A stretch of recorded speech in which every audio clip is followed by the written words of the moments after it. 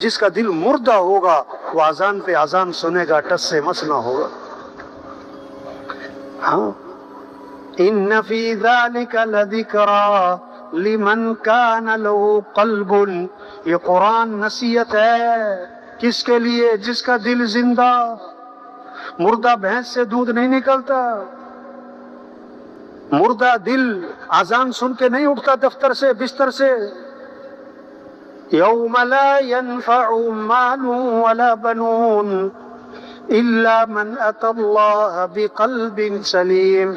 वो दिन आने वाला है, किसी माल वाले को माल फायदा नहीं देगा, किसी की औलाद उसके काम नहीं आएगी, ये कोई ओहदे काम नहीं आएंगे। जो सलामती वाला दिल लेकर आएगा वो कामयाब हो जाएगा।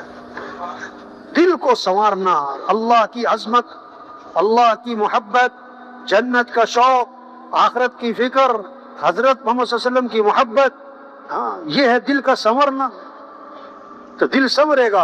आप आजान सुनते ही सारे काम छोड़ो, मस्जिद। फजर पढ़ी, फिर जोहर पढ़ी, हदीस में आता है अल्लाह फजर से लेकर जोहर तक के गुनाह माफ कर देंगे उसके।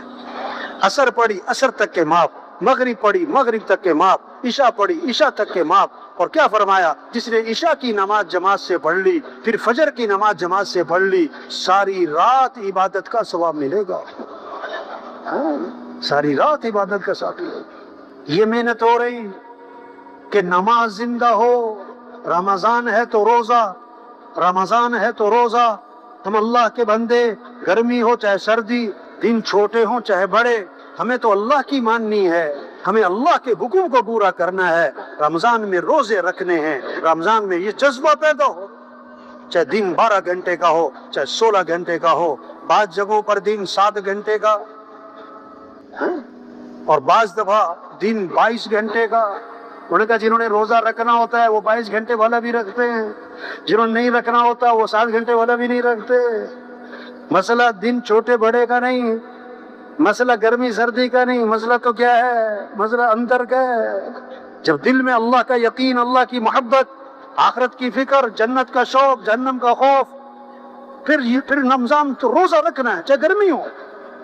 हदीस में आता है एक रोजा छोड़ दिया, सारी जिंदगी रोजे रखता रहे, उस एक रोजा छोड़ने का जो नुकसान हुआ वो पूरा नहीं हो सकता है। हाँ, माल है तो ज़कात।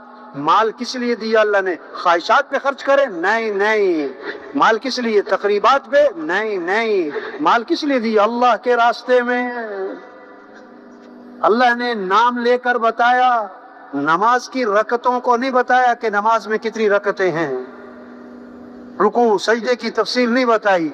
माल कहाँ खर्च करना है इसकी तफसील अल्लाह ने कुरान में 6 मसरफ बताए। एक जगह पर 6 मसरफ माल कहाँ खर्च करना है। वादल माला अला हुब्बिही ज़विल कुर्बा वल यतामा वल मसाकीन वब्न सबील वस्साइलीन व फिर रिकाब। 6 मसरफ माल कहाँ खर्च करना है? रिश्तेदारों पर, यतीमों पर, मिस्कीनों पर, मुसाफिरों पर, मांगने वालों पर। और गर्दनें आजाद करवाना मकरूज है, बेगुनाह जेलों में है। हाँ, कि 6 मसरफ बताकर आगे फरमाया व अकामस्सला व आतज़्ज़का, नमाज भी कायम करना, ज़कात भी अदा करना। तो ये 6 मसरफ क्या थे ज़कात के अलावा? हाँ, माल किस लिए है? अल्लाह के रास्ते में खर्च करना है, ख्वाहिशात पे नहीं, तकरीबात पे नहीं, दिखलावे पे नहीं।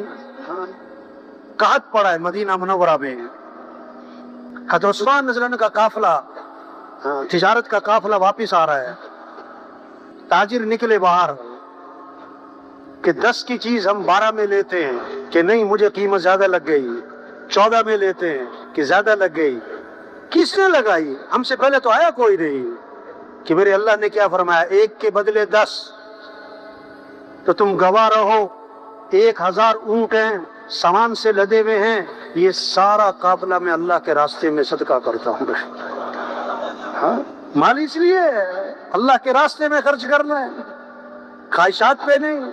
जब ईमान बनेगा, अल्लाह की अजमत दिल में आएगी, پھر جان صحیح جگہ، مال صحیح جگہ، پھر رمضان میں روزہ، 5 وقت نماز، پھر اللہ نے مال دیا تو حج، اللہ کے گھر جانا ہے، بیت اللہ جانا ہے، شوق ہوگا، محبت ہوگی، شوق سے جانا، محبت سے جانا۔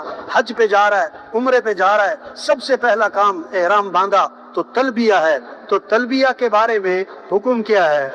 شوق سے، جوش سے پڑھنا کہ ڈھیلا ڈھیلا پڑھنا؟ کیوں بھائی؟ بلند آواز سے پڑھنا کہ پست آواز سے پڑھنا؟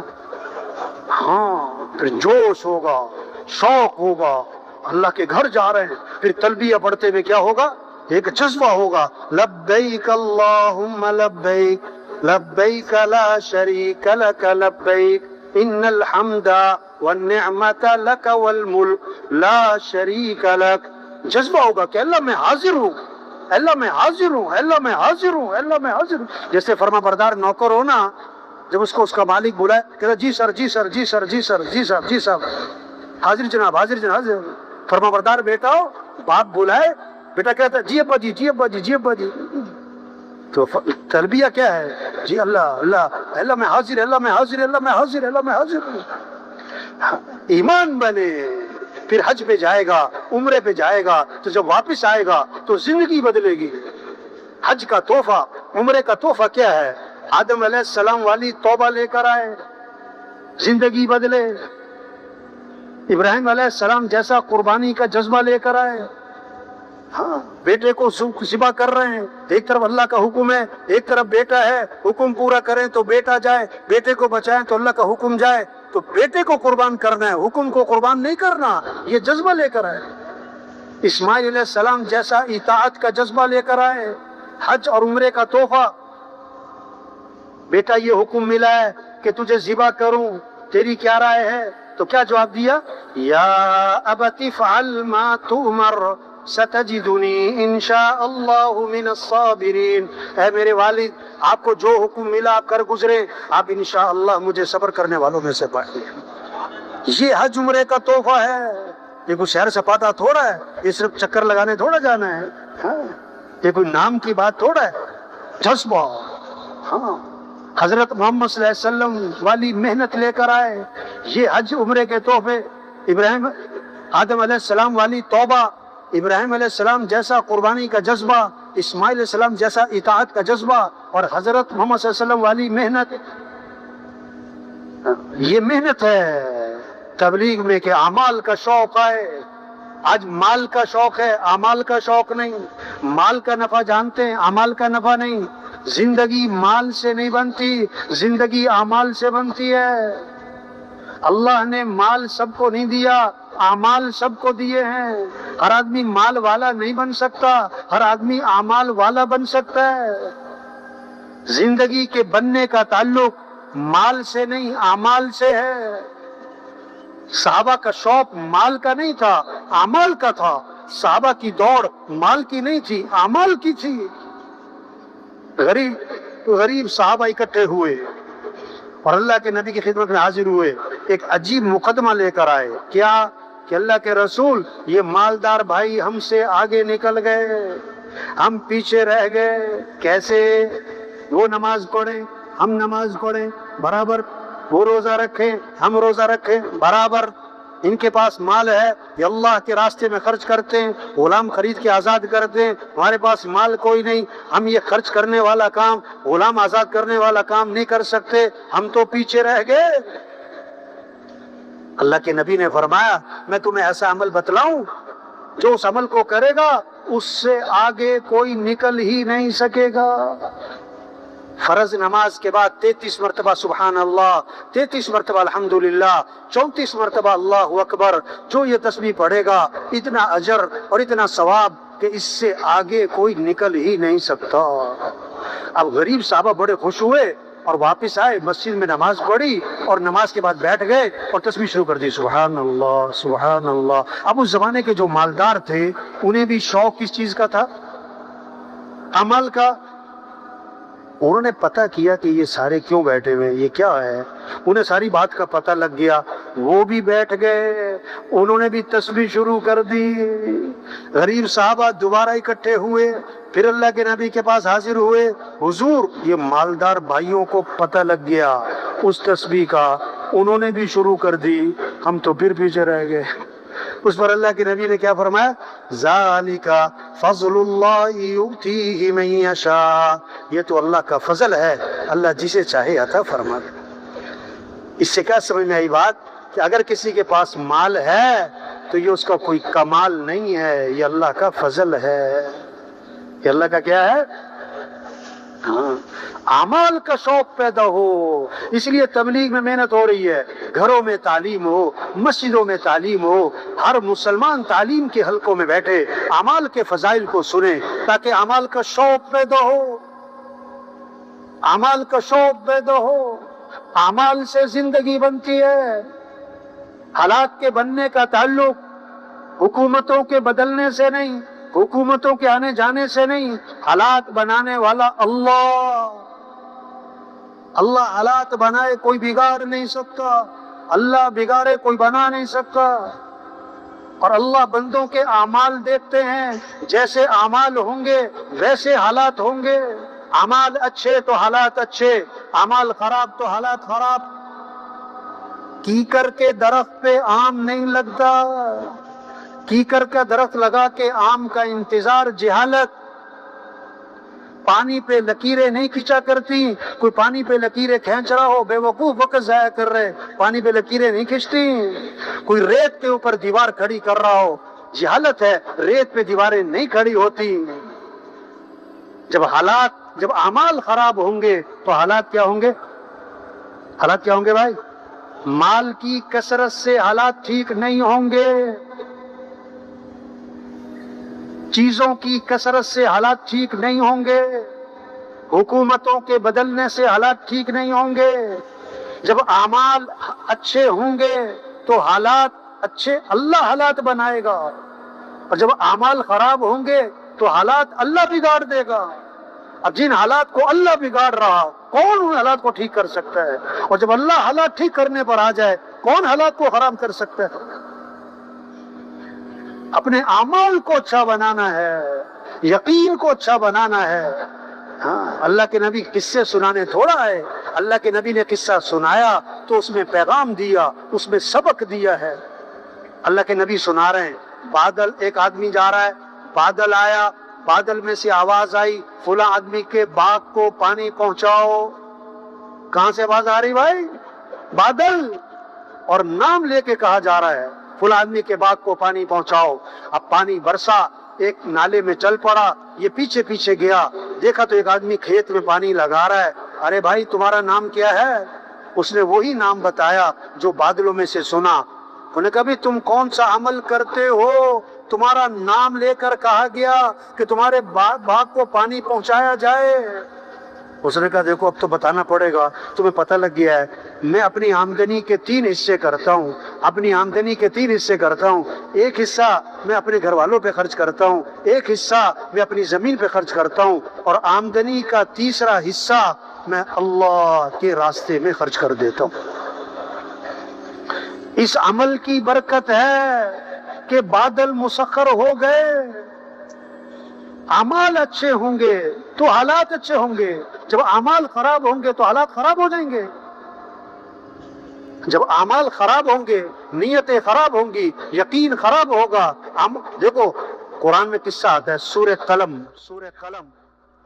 صلاة الضحى أثابكم الله۔ کیا باغ ہے، پھل ٹوٹتا ہے، خوب غریبوں پہ تقسیم کرتا ہے، ضرورت مند لوگوں پہ خرچ کر دیتا ہے۔ باپ فوت ہو گیا، بچوں نے کہا ہمارا باپ بے وقوف تھا۔ کیا کہتا ہے؟ وہ اپنے آپ کو بڑے ذہین سمجھ رہے ہیں کہ اتنا لوگوں پہ خرچ کر دیتا تھا، اگر یہ سارا مال بچا کے رکھا آج ہم کتنے مالدار ہوتے۔ ہم نے کسی غریب کو کچھ نہیں دینا، ہم نے سارا مال بچا کے سارا پھل جو ہے جو ٹوٹے گا، ساری کھیتی گھر لے کے جانی ہے۔ ابھی اس کی نیت کی ہے، اب رات کو جانا ہے پھل توڑنے تاکہ کسی غریب کو پتہ ہی نہ لگے. اب رات کو جا رہے ہیں چپ کے باتیں کرتے کرتے. جب باغ پر پہنچے تو کیا دیکھا؟ باغ کا تو نام و نشان ہی نہیں. فطاف علیہا طائف من ربک وهم نائمون. وہ پڑے ابھی سو رہے تھے، اللہ کی طرف سے ایک آگ کا عذاب آیا اور سارے باغ کو جلا کے راکھ کر دیا. ارے ہم تو غلط راستے پہ آ گئے، یہ تو ہمارا باغ نہیں. دائیں بائیں گئے تو پتہ لگا کہ نہیں، راستہ تو صحیح ہے، یہ تو اللہ کا عذاب آیا. ہاں، جب نیتیں خراب ہوں گی، جب اعمال خراب ہوں گے تو پھر حالات ٹھیک. اعمال کا شوق ہو، اعمال سے زندگی بنتی ہے. اللہ نے ہمیں اعمال دیے ہیں. نماز ہمارے مسئلوں کا حل ہے، یہ صرف برکت کی چیز نہیں ہے. نماز میں مسئلوں کا حل ہے، نماز میں کاموں کا بننا چھپا ہوا ہے. اللہ کا نام، حضور صلی اللہ علیہ وسلم نے فرمایا لا حول ولا قوت الا باللہ، اس میں 99 مسئلوں کا حل ہے. اور کم از کم درجے کی بات، جو کثرت سے پڑھے گا اللہ اسے غم سے نجات عطا فرمائی. ہاں، آپ صلی اللہ علیہ وسلم نے فرمایا جو فجر کی نماز کے بعد 7 مرتبہ پڑھے حسبی اللہ لا الہ الا ہو علیہ توکلت وہو رب العرش العظیم، 7 مرتبہ فجر کی نماز کے بعد. اب شام تک کے جتنے کام ہیں اللہ ان کاموں میں اس کے لیے کافی ہو جائیں گے، اللہ اس کا ساتھ دیں گے. ہاں، اعمال سے زندگی بنتی ہے. آپ صلی اللہ علیہ وسلم نے فرمایا، ایک صحابی نے عرض کیا حضور میں نے ذکر کا وقت طے کیا ہے، اس میں سے کتنا وقت درود شریف کو دے دوں؟ فرمایا، تو خود ہی کہا حضور میں 1/4 وقت درود شریف کو دے دوں؟ فرمایا ٹھیک ہے، لیکن درود شریف زیادہ کر لو تو بہتر ہے. اچھا حضور میں 1/3 وقت درود شریف کو دے دوں؟ فرمایا ٹھیک ہے، لیکن درود شریف زیادہ کر لو تو بہتر ہے. حضور میں آدھا وقت درود شریف کو دے دوں؟ فرمایا ٹھیک ہے، درود شریف زیادہ کر لو تو بہتر ہے. حضور 2/3 وقت درود شریف کو دے دوں؟ فرمایا ٹھیک ہے، لیکن درود شریف زیادہ کرو تو بہتر ہے.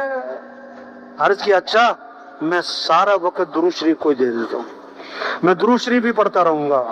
اللہ کے نبی نے فرمایا اذن تکفا ہمک ویغفر ذنبک، اگر تم ایسا کرو گے تمہاری ساری پریشانیاں دور ہو جائیں گی اور تمہارے سارے گناہوں کو معاف کر دیا جائے.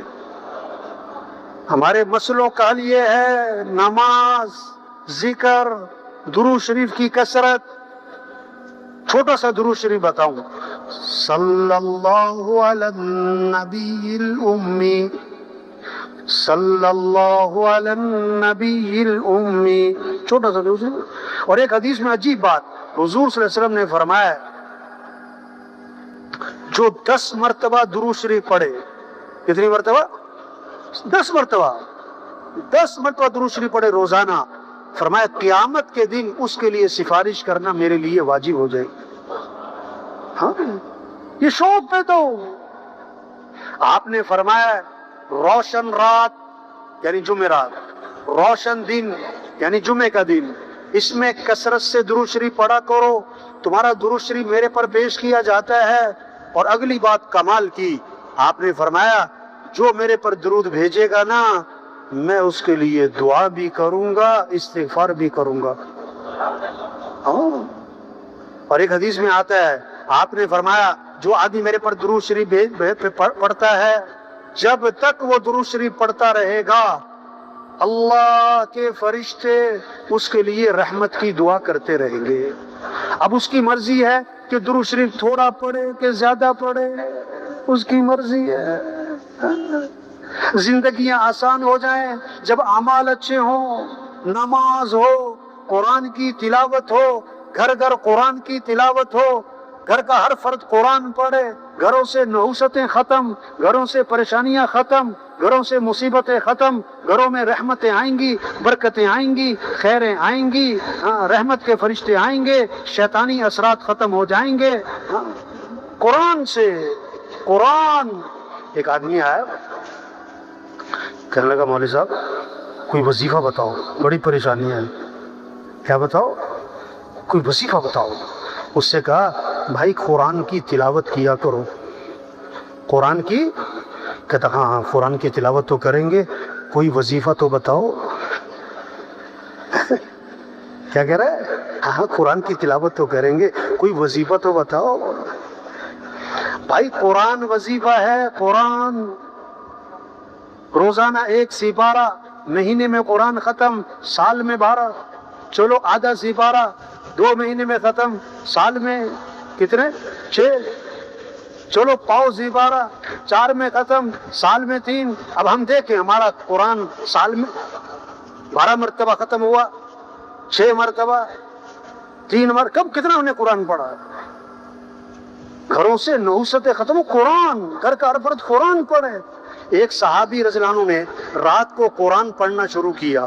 رات کو تو گھوڑا بندھا ہوا تھا, بیٹا پاس سو رہا تھا, گھوڑا بتکنے لگا, یہ ڈرے کہ گھوڑے کا پاؤں بچے پر نہ آ جائے. جب قرآن پڑھے گھوڑا بتکے, جب قرآن پڑھے گھوڑا. عجیب بات ہے بھائی.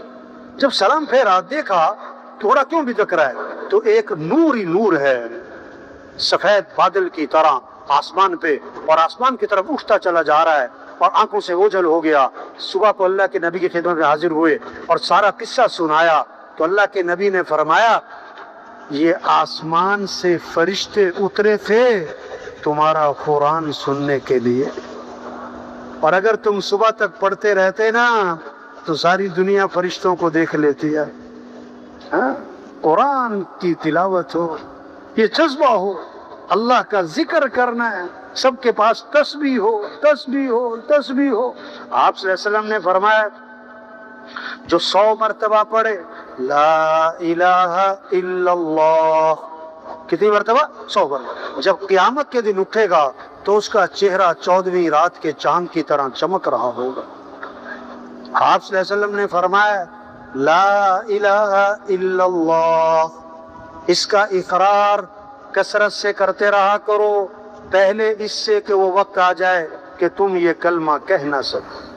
اوہو, جو مر گیا کلمہ پڑھنے کا وقت ختم. ہم نے بھی مر جانا ہے, ابھی ہم زندہ ہیں, ہمارے پاس وقت ہے کہ ہم کیا پڑھیں؟